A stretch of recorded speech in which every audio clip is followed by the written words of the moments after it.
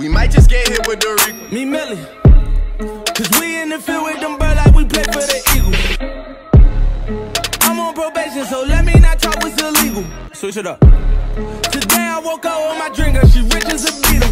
For my teachers that said I won't make it here, I said. What's going on, guys? Your boy Joey 672 coming to you guys with a video right now to conclude mandatory minicamp following Doug Pearson's press conference. A few things came out to mind. Number one, Carson, Winston, and Nick Foles were splitting reps today, and I kind of like it like that because you're not going to know if Wentz is going to be cleared for week one. Nick Foles takes over. The whole offense changes. RPO offense. I have no problem with it.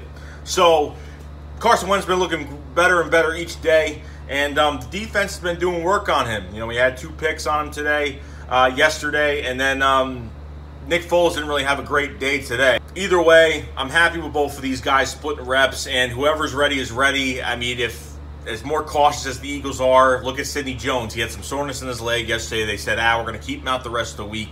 Wait 6 weeks later till training camp and get it all started with all these guys. So with them splitting reps, I don't mind it. Plus, I want to see what Nate Sudfeld can do. I wouldn't mind seeing a little bit more reps from Nate Sudfeld, see what he can do. I was very, very pleased with him in the last game of during the Cowboys game last year. He really not even flashed. He made some good passes. The receivers dropped some balls. He had a 28-yard scramble. So honestly, I'm very happy with all 3 of these guys. Callahan, the other quarterback that we got from the practice squad of the Green Bay Packers, you know, not going to make it. Practice squad arm, that's where it goes with that. I want to go to another guy, Nate Gerry, okay? 5th round pick last year, safety, and this kid has rose above at the linebacker spot. Now, it's not like he's shown flashes. Last year, he didn't show any flash in camp, nothing at all. This year, he's been taking reps at the first team defense at linebacker with Nigel Bradham. Now, I know Jordan Hicks is in the mix, but the problem is if Nate Gerry pans out, Jordan Hicks could be on his way out. Especially, he's still rehabbing that Achilles right now. He's still rehabbing. There's no, he's 100% fine. He's still rehabbing that Achilles right now. So, Nate Gerry stepping up. The only thing that knocks Nate Gerry down in the draft last year, being a 5th round pick, was his covering ability.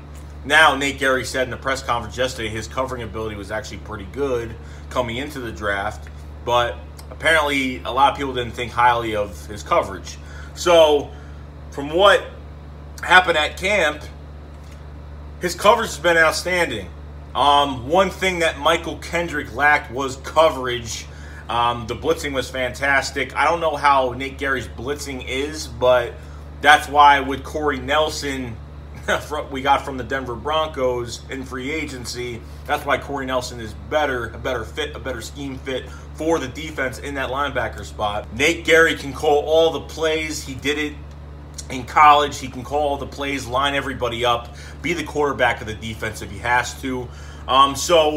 And it's amazing because all these linebackers that we do have could play inside and outside. They can play both positions. They can play all 3 positions if they have to, which makes them versatile, which they're not one-dimensional. They're not one-trick position ponies. They know how to do their thing. They can work all 3 positions. That's what Jim Schwartz likes. Guys that can play multiple positions, which can get us closer to another championship this year. DJ Killings is another guy on the radar. He started at nickel. First team nickel today with the Philadelphia Eagles on defense. DJ Killings is a practice squad guy, drafted a few years back. Practice squad guy on the Patriots. We picked him up last year. I think last year we picked him up early last year. And apparently he's been doing very good in the nickel. So there's another guy good in the nickel now. Devontae Bosby's another guy doing good in the nickel. Now, DJ Killings playing very good in the nickel. And honestly, remember what I said, what the quarterback coach, Unlin, was talking about yesterday, was all these guys could play multiple roles. They could play more than one position, okay? So, DJ Killings can play nickel. Devontae Bosby can play nickel. Darby has been, has his on and off days. But when you go to that nickel position, though, they all have been playing very well. Everybody, not one person's over somebody. Everyone has been at nickel position has been playing A+, grade A quality, good playing. So I can't wait until this preseason. Like I said, everyone's like, it's preseason, but shit, you have to examine. I don't care if we win or lose a preseason game, okay? I can care less. I want to see specific guys make plays. So DJ Killig's, very, very good work with him. I'm happy because I totally forgot his name until they mentioned it. Oh yeah, we've had him on the roster, but hey, if he's doing good, then let's see who plays better. Once training camp comes, full pads, you know, they're actually hitting during practice, so I can't wait to see these guys do what they got to do and make plays. I can't wait to see all these guys. They're going to try out a whole bunch of guys, a bunch of different, you know how many combinations this defense can be with all these guys, especially in the secondary. It's going to be absolutely amazing.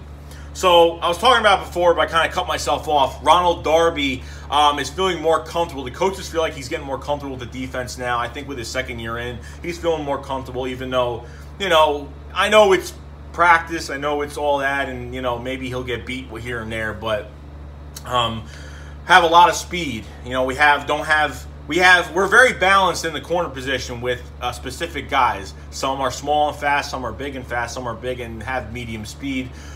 So Darby, you know, this is contract year. He knows that he has to play his ass off this season. He's got to play his heart out. He's got to play his heart out. There's no ifs, ands, or buts about it. Contract year for him, contract year for Ajayi, contract year, you know what I mean, Jordan Hicks. So guys got to play their asses off. Speaking of Ajayi, they've already mentioned today for the last time that the rotation will not change. Doug Pearson said the rotation will not change, but Ajayi will be the guy starting in that running back role. He will be the featured back, the guy that's starting on the field, and the rotation will be the same. Now, Darren Sproles is playing for a lot this year, okay? He came back to the Eagles. Report says he came back to the Eagles because he wants to win another ring, okay? He wants to play. He wants to win another championship. He wants to be the all-time purpose leader of all-purpose yards, fifth on the board. He has to have at least over 527 yards this year to get on that all-purpose yard in the fifth spot to end his career. Plus, Darren Sproles hasn't been getting as much reps. They've been kind of, you know, he had the broken forearm, the torn ACL, so they have not put him in a lot of reps. He doesn't need all the reps. You know, he practices, he does individual drills on his own. Yet they haven't been pushing him too much because, you know, the guy's 35, 30, I think he's 34, 35 years old. The guy, you know what I mean? You don't need to run him all over the place. Now, he will be incorporated into this offense as well, which I'm very excited because he's guaranteed a mismatch on somebody. So if Doug Pearson, Mike Rowe get this right with these mismatches of these other teams that we face this year, holy shit, man. Who are you going to defend? Who are you going to cover? Who is the... I mean, there's weapons everywhere. So I'm excited to see where that goes. So Darren Sproles gets on that that all-purpose yard list, being fifth in the NFL in history would be awesome. So Darren Sproles has actually been punt returning, and he's been kick returning. So they've actually had him on kick returns, which I know he was on kick returns with the Saints. He actually did kick returns. He didn't do, I don't think he did punt returns with the Saints. He did kick returns with the Saints, as I remember. So having Darren Sproles as a kick returner, not a bad idea because he's guaranteed to get some yards and make some guys miss. If the blocking's perfect and Darren Sproles is very small, very fast, you know, I think we had We had Wendell Small and then we had Corey Clement back there. So maybe we'll have Darren Sproles and Corey Clement back there as well. I'm excited to see where this all goes. And, hey, I really can't complain.